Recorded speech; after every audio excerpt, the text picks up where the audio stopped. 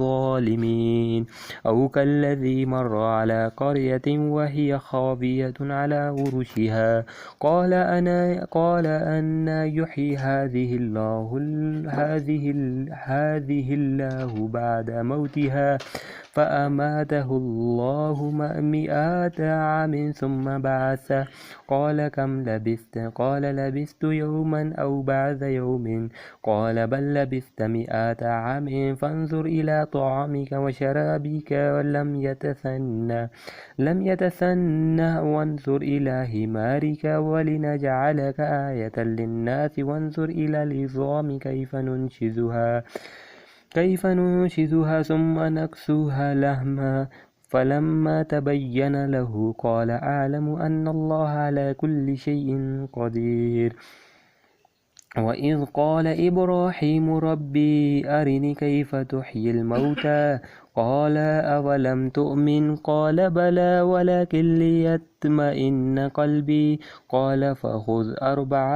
أربعة من الطير فصرهن إليك ثم اجعل على كل جبل منهن جزءا ثم ادعوهن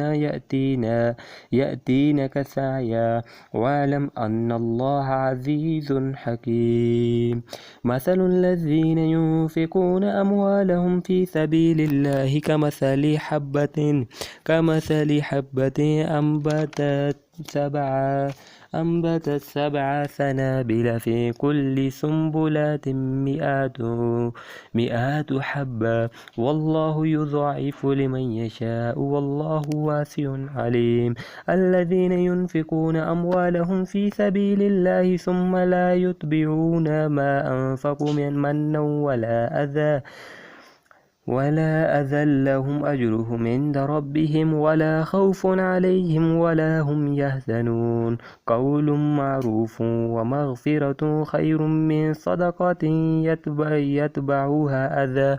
والله غني حليم يا أيها الذين آمنوا لا تبطلوا صدقاتكم بالمن والأذى كالذي ينفق ماله رئاء الناس ولا يؤمن بالله واليوم الآخر فمثله كمثل صفوان عليه تراب فأصبه وابل فتركه صلدا